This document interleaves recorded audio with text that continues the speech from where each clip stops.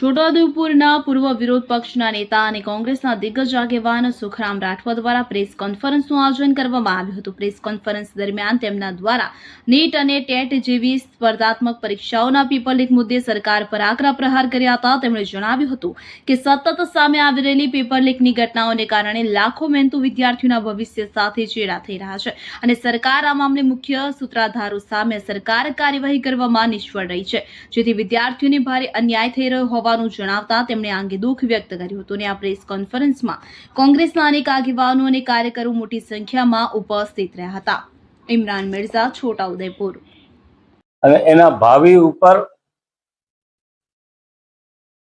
જે નુકસાન થવાના એંધાણ થઈ રહ્યું છે દેશમાં અલગ અલગ રાજ્યો। હવે જુઓ દેશ દુનિયાની તમામ ખબરો તમારી આંગળીના ટેરવે।